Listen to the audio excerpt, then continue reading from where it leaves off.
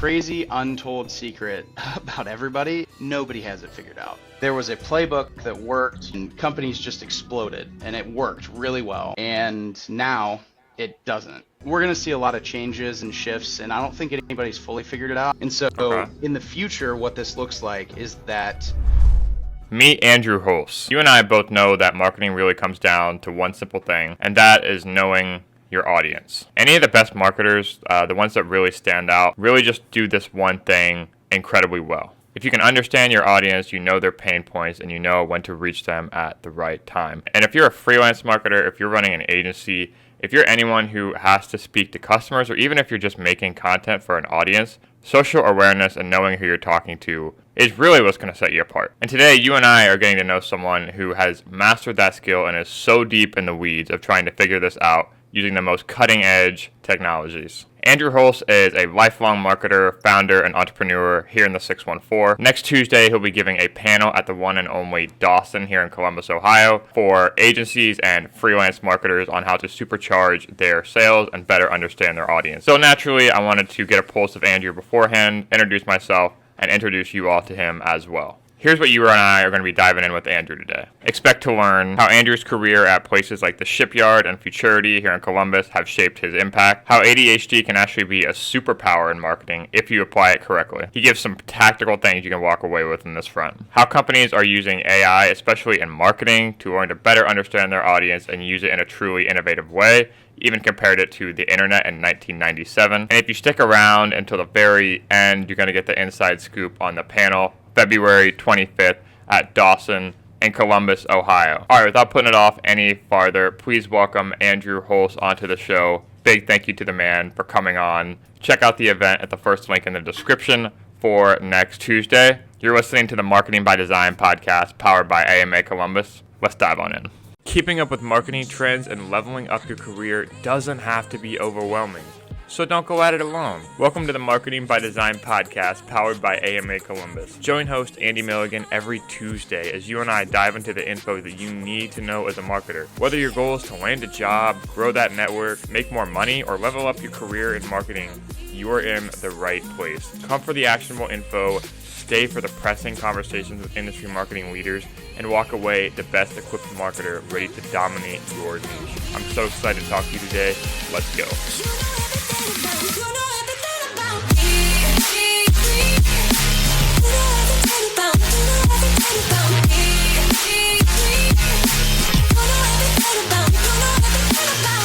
Every time I go and speak there, I always keep in mind like my experience and how much help that I got that helped me get to where I am today. And so I always say like, hey, connect with me on LinkedIn. Any connections, like look at my network, anybody I can introduce you to, please reach out to me. I've had one person out of like, I did it 3 or 4 times, so that's probably like 125 students. One of those 125 actually reached out to me. Yeah. And asked for help, and it blows my mind. Yeah, it's so hard. Like I'm so glad you said that because we're trying to help other people too, and it's like you have to make it easy for other people. You have to make the ask. And I think we get like a really self-conscious about like coming across as needy or just saying like, just please introduce me to this person I think could be a great connection. And it's never comes across that way when you do it right. You just say like, look, I would really love to get in touch with this person. They're in your network. Do you mind making an introduction? But you have to make it easy for people or else people aren't just going to find just making the introduction that gets you kind of going. Yeah. And I totally understand what you said is that like you can't have this self-conscious mindset around just trying to get help. And I think it's great when you offer your network up to other people, but you gotta have to do the due diligence and say like, okay, if you have one shot that's worth this person's time, who would that be? And how can I position myself, to make it a mutually beneficial relationship? Yeah. Yeah, and I think I wish more people understood that it's one of those things when you're growing up, you're like, man, like adults, like I don't feel like an adult and I don't feel like I know anything compared to them. And like the crazy untold secret about everybody is doesn't matter what age you are, nobody has it figured out. Yeah. You might have a little bit more knowledge and understand it, but at the end of the day, like everybody feels the same level of insecurity the same, no matter how successful you are. Some of the most successful people are the most insecure people. And, Mm-hmm. that's kind of like one of the hacks behind it is like, if you can learn to tap into the insecurity, it can be its own form of like drive and motivation that you're just always afraid of failing. And Mm-hmm. that usually will push you a lot harder. 100%. Yeah, you start to grow up a little bit. You start to get into different rooms, and you may see like even the people that these are that were at the top. And I think social media maybe play a bit of a role in it. But you start to see like the people that you hold in your mind as like they have it all together. They're at the top, and then maybe you meet them, or maybe you interview them, or you see them in an event or something like that. And you're just like, wow, like it reset expectations. Hmm. But you have to keep that in your mind too, because it's so easy to fall into the trap that you're just below everybody else, and Yep. that's why you have to get out there and just not network, but just connect with the people that are trying to build and grow, or motivated, and that share these mindsets too, and are also just lift you up, Hmm. especially like talking to other freelancers, just like in different niches, having open conversations around things like the job market and pricing, and all these things that we all realistically deal with. But when it comes to social media, people were kind of like brush it aside, like we want to position ourselves kind of in the best light, and you want to Hmm. find that balance of not like being a pity party versus being authentic, and it's so Yeah. hard to find that balance.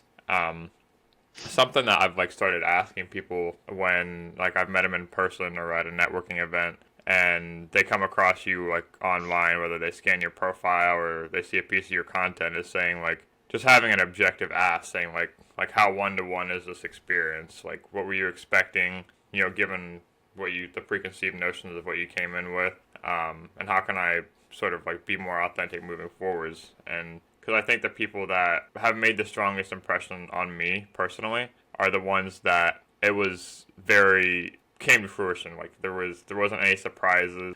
They didn't like try to put on a show. It was just like very authentic. Hmm. And I think that's a big thing that people kind of value. You know. Yeah. Yeah. No, I agree. I think social media definitely kind of propagated it, but everybody kind of has this smell test now that Mm-hmm. being authentic can almost be kind of like a superpower and refreshing to people. Mm-hmm. And I think it's something that a lot of people try to hide, especially in a professional context. And that's one of the big things that I noticed going from kind of a small startup vibe, like a scrappy vibe when I was at Futurity to the shipyard. And I love I really love working at the shipyard and I grew a ton. But it Mm-hmm. is when you walk into that type of environment, it's super, super clear how Mm-hmm. different things are. And you can definitely tell, like, there are some people who really do not want to, they're really trying to guard their Mm-hmm. perception within the organization of how people see Yeah. them. And honestly, in my opinion, most of the time I saw that, it ended up leading to a lot of like the reasons that people would, have frustrations working with Mm-hmm. them. Yeah. And it's one of those you just like want to tell them, like, hey, just like you're really good at what you do, or you wouldn't be here. Like, just be yourself, Yeah. and you will have such Yeah. an easier experience. And yeah, I wish more people like understood that, connecting with another human doesn't mean that you're, just totally opening up and vulnerable. I think Right. there's way more in Hollywood and on social media about how people are just like trying to stab each other in the back that makes people think they have to be so much more guarded, and it's not the reality. Right. Dude, I'm so glad you said that. And I think you see that kind of a lot in bigger like corporate environments too.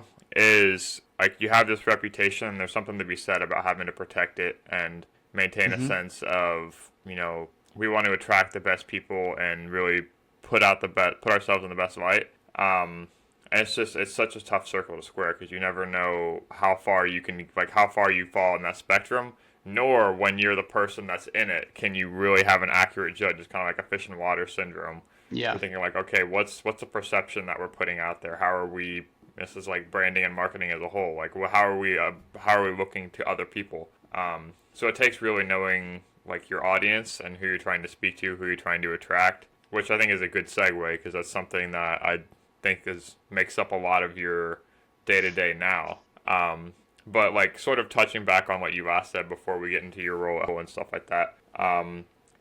What was the biggest thing you learned kind of in the contrast between because you have a big portfolio of experience, man, which is really cool, especially in marketing. Like, what have you learned just kind of having the transitions from the more scrappy startup vibe to the corporate culture to doing your own thing to kind of in the middle now and going Mhm. back and forth? What are some of the lessons that you've taken away? Yeah, I had this thing that kind of popped in my head, and I love to talk in analogies. I would say the biggest thing that I've realized in working, whether it be at smaller startup type of organizations versus kind of like your larger corporate 9 to 5 and like big notable brands, is imagine you're an artist and you go into a blank room with blank canvases, white walls, you can do anything. In the 9 to 5 and larger corporate settings, they kind of restrict you as the artist to say, we only paint and create on this size of a canvas. So figure out an idea that's creative that fits within this canvas. But Mm-hmm. what I think people are missing is that, well, what if you have an incredible creative idea to create it like this sprawling mural that integrates with different pieces of the wall and different canvases, like how much more impactful that could be. And I think Mm-hmm. that really is the difference is people you're given kind of a lane in which you can weave in and out of and be creative, but it's oftentimes zoomed into a level that can take away from really good ideas and creativity. And I think social media has pushed brands to go outside of that. But I think it's so much more all of the different channels and the different areas where you can show up as a brand or a startup or a company that full scale creativity can sometimes be limited. And that's probably the biggest takeaway that I had because there's really smart people at these brands, really innovative agencies, really innovative people. And sometimes there's a little bit of a bureaucratic layer that stifles creativity, sometimes unknowingly. I think you can just get into the day to day of things and not realize that you're kind of in this box that you could be a lot bigger if you got outside of it. That's a really good analogy. And I think like there's the quote that comes to mind is like constraints drive creativity, and I think there's always an interesting balance to see there too, where you have something like a bigger corporation, they know what works, they know what's gotten them success in the past. They don't want to deviate too much from that.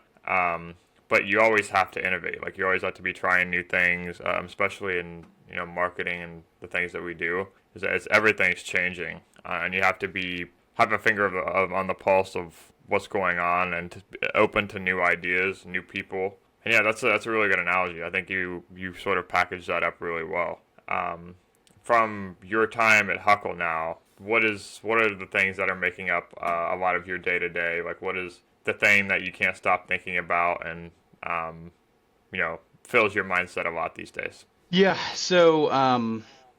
my role is like the founding go-to-market lead, and if you're not from SaaS world, essentially go-to-market is everything that is external facing for growth as well as customer support. So it's marketing activities, positioning, strategy, sales, Mm-hmm. strategy and positioning behind the sales as well, and then customer support. And I think what's really unique about where we're at now is there's certain since the early 2000s there's been like landmark technologies and advancements and innovations that have totally exploded and opened the gates for new types of activity to happen, whether it be from a marketing or a sales standpoint. And a lot of times we don't think about like what's the other side of the coin, like what's the repercussion of this being introduced into the world. And I Mm-hmm. think what we saw with from strictly a sales standpoint and go to market in general is in 2015-ish when Outreach and SalesLoft came out, and you could basically just send 1,000 emails that were somewhat targeted with a cool idea and a cool tool, and you could set hundreds of meetings just Mm-hmm. by pressing a button. Mm-hmm. Now flip to today, where everybody, whether you're working in a business or just your personal inbox, you are inundated with so many types of sales emails, promotional emails, all these types of different robocalls, to the point where there's so much signal and activity that breaking through is unbelievably difficult. And I think that's one of the things that, as a startup, you think about what are the most impactful things that you can do. And I think for us early on is just learnings and getting market feedback on our positioning and what we're trying to do with Huckle. And it can be a little bit overwhelming because you're like, I need to get as much signal and activity as possible. But then on the flip side, you think about it from like an objective standpoint and you're like, I would hate to get this email on the other side if I could tell that you just sent 1,000 like it similarly. Yeah. And so I think for us, what we're really trying to do is figure out how to be as creative as possible from a content standpoint, from a marketing standpoint, as well as how can we be very creative and targeted in the way that we're trying to, do our cold outreach to different people. And I think the thing that most people don't realize is possible through AI and things like that, is the level of data that you can get that can kind of drive what you're doing from your outreach. And that's not what I do not want people to mistake this to is like taking an intent tool or like a sales enablement tool like Clay or Persona and just doing a waterfall, getting information about your LinkedIn, your past roles, and then thinking that that's customization. Yeah. Because in all reality, that it's not. So I think that's the biggest thing that is on my mind now is how do we be. And to be honest with you, I don't think anybody has totally figured it out. Like we are at a transition point in kind of like go to market where there was a playbook that worked. You could call it the predictable revenue playbook that worked from 2012 to 2024, and companies just exploded and it worked really well. And now it doesn't. And what's happening is people are scrambling, trying to figure out how to do that in the constraints of pressures of investors needing to hit quotas, all of those things. So it's almost like people are stuck in this box of, I need to show that I'm doing something. So that's an activity number, because otherwise I'm not 100% confident that I can hit the numbers I need to hit from a revenue standpoint. So I think we're going to see a lot of changes and shifts, and I don't think anybody's fully figured it out. I mean, you could argue some people have, but I think through the next year or two, somebody will eventually figure it out. A tool will be invented that makes it better, and we'll go through the cycle again. I mean, it's just the inevitable aspect of like how we are humans. When something works, we will hammer it and hammer it and hammer it, squeeze it until the juice is gone, and then we were like, wow, I have to figure something else out. Yeah. Wow. That's a really cool. It's a really good summary. And I think when you talk about like automated outreach at scale, you want to try and get as personalized as possible. And the hardest thing with outreach is just the social awareness piece of what is it like for the person receiving this, especially the blinders that it gives you as the person sending it, right? So part of it is knowing the industry. Part of it is so far different than that. Like part of it is not even like knowing like the cadence in which people talk, like how they prefer to communicate. It's so, and there's different, and that's stuff that it's so hard to get just from anything that is online. And like when you think like outreach has gotten to a point where it's so inundated that even the stuff that's personalized is starting to get lost in the noise. Yeah. Yep. So if you start to think like the real differentiator is based on, just the trends of where all this is headed, is the personalized aspect at scale is, the only real way to kind of like circle the square in terms of solving the problem that everybody has. And it comes down to knowing your audience really well, and then having the tools and the resources to be able to maximize your efforts, because time is a big constraint. So it's cool to see that you guys are kind of innovating on that front, and it'll be exciting to see, when you guys go to market and you guys have a good team, it looks like. So it'll be exciting to see it take off. But what are the things that kind of have you more excited day to day as you've gotten more into learning about this stuff and putting together something that you can be proud of? Yeah, I think what was on everybody's mind, and everybody is talking about it, and almost every post on LinkedIn is AI. Everything is AI. Whether you're VC investing and you want to hear how people are innovating on AI, or people are just talking about what can I do. I think a lot of people are afraid of falling behind, honestly, because it just feels like it's such a major paramount moment that people are like, well, I must be using this or else I'm not going to be relevant. And there is some truth to that. But I think something that I heard that was really interesting to me, that I don't think a lot of people are really thinking of it in this way, is that there's some people out in Silicon Valley talking like kind of behind closed doors, and somebody asked them, how do you see the state of AI today. And it's a very well-known guy from Silicon Valley that's been at the forefront of internet, digital, all of those things. And he said his comparison to AI and the state of it today is the internet in 1997. So that's like, if you think about how the proliferation of how fast the internet changed, that's the difference between a Model T Ford and a Ferrari today. Like you would, if you showed somebody a Ferrari today, they'd be like, that's not a car. Yeah. I mean, you might because it's got four wheels, but you kind of get what I'm saying. So I Yeah. think that we have no idea. AI will look so different in 10 years from what it is today that if we saw it today, we would be like, what do you mean? Like, I don't Yeah. think anybody fully understands how different and fundamentally life-changing it will be once it gets to where it possibly could go. And it could be, I mean, like you think of Apple and all the different patents that they have for different types of products. The form factor that they uncovered for the iPad was in a vault for like 7 to 10 years. Like they came up with it and they didn't release it because in their minds, the market wasn't ready for something like that. And if the market's not ready, no matter how good the product is or the service, whatever it is, will not be successful. So I think there's going to be a lot of changes in the way that we see that. And I mean, like, think of it from like a marketing standpoint.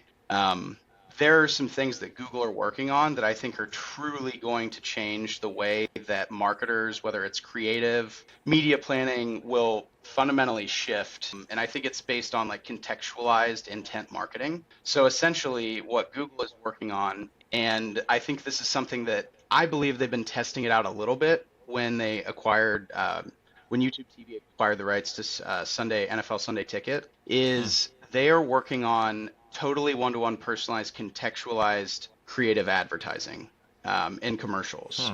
And so in the future, what this looks like is that once we get AI that is intelligent enough to essentially take real-time signal, whether that's, micro signals like your browsing behavior, which is already kind of in play, geolocation, weather, or even sentiment based on your activity on social media, whether you're scrolling on Instagram or Facebook, it's going to get to the point where you're going to get a one-to-one ad or maybe a 1-to-100 ad based on a micro segment of micro persona that you're dropped into based on what you've been thinking about the past week. And the outcome of that and what that means is crazy, because if you've ever launched a major creative campaign, you're creating all of these assets. It's millions of dollars to create the advertisement.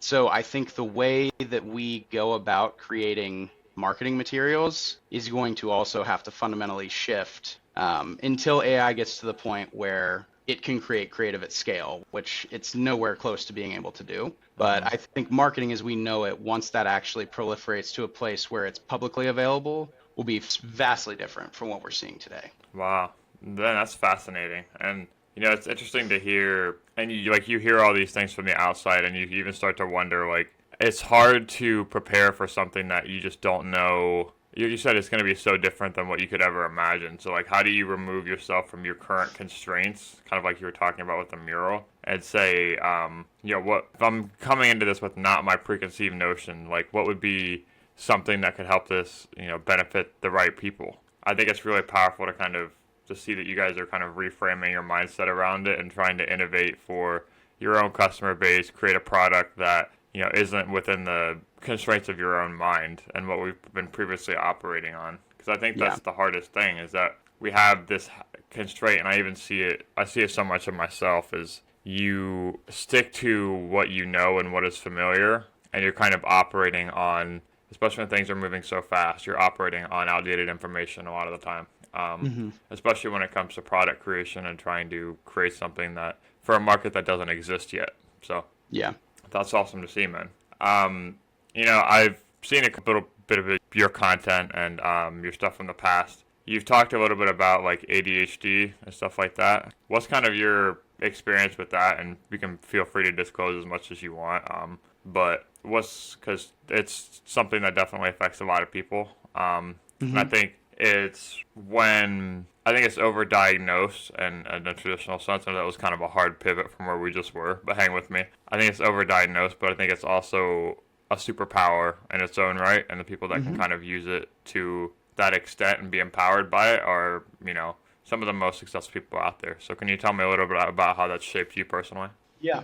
No, I'm glad that you mentioned the superpower piece of it, because the one thing that I think limits people in having ADHD is a lack of awareness of like what it really means and what it is and how it impacts you on a day-to-day basis. And I think it's important once you realize what it is, I think like you said, it can be a superpower, because if you think about, one of the most common things that people will reference with somebody with ADHD is like this you get into this zone of hyperfixation Hmm. where you become obsessed and you literally want to learn everything there is to know. And so like there's a lot of people, if you know somebody, it's like they know a little bit about everything or a lot about a lot of things, there's a good chance they might have ADHD, because like Yeah. they get down this thread of wanting to just research constantly. And I think in a professional setting, if you're able to tap into that and realize when you're in that mode, you can be one of the most productive people ever, because you're just locked in and nothing can distract you. I think in myself, the thing that I've had to realize is that, yes, obviously, like the actual, ADHD, it's here, it's in my brain, it's in my neurochemistry, but Hmm. so much of that can be impacted on based on my environment. And the biggest thing that I realized is that I didn't understand or recognize was how big of an impact the environment of being in like a structured corporate setting had on how my brain like activated itself. And Hmm. so when I stepped away from that role at the shipyard and into like working on being my own boss, essentially, I don't think I was fully prepared mentally of like how I needed to think about the structure of my day to day, Mm. and almost forced myself in the same way that like Atomic Habits with James Clear talks about. If you want to start a new habit, like you need to put micro things, you need to develop micro habits and Hmm. create an environment that pushes you towards that. And I Yeah. think that's the same thing for me, is that when you have ADHD, you have to make basically force your environment to push you towards something so that it becomes a routine. And then once it becomes a routine, you almost get like obsessed about doing that routine. Yeah. And it's you basically have to structure your productivity in those frameworks. So for Hmm. me, it can be, a change of setting. Like if I'm doing something very productive in the morning, because that's usually when I'm most productive, if I stay in the same environment or don't move or go do something else and divert my attention, I can end up then basically, doom scrolling or getting fixated on some sort of thing that I think could be helpful, but doesn't really lead to the end goal of what I'm trying to accomplish in the day. And Hmm. so that could be like, instead of being in my home office, maybe I need to go work in the kitchen, or maybe I need to actually remove myself from my place and go to, a shared working space. So I think that building the tasks that you're doing around this concept of like environment and where you're at is one thing. The other thing that I've noticed in myself is that, I can create routine through perceived reward. Hmm. So, like, even in my personal life, for like my health and exercise, I basically developed this like rewards program for myself where I earn points each day for doing certain healthy activities or refraining from like drinking a beer after work, those types of things, with something that I'm obsessed about. So it could be, colognes or shoes or bourbon. And you basically force yourself to earn a certain amount of points to get the reward. And then it almost becomes like a game that you can be fixated on, as opposed to, I just need to do this because I'm supposed to do it. Dude, that's awesome. Yeah, dude, so much of what you just said. The like A, from the transition from like having more control and really having to show up for yourself. Because I see that a lot, especially with people that have just graduated from college. Maybe they're transitioning to a freelance role and they don't have that structure anymore.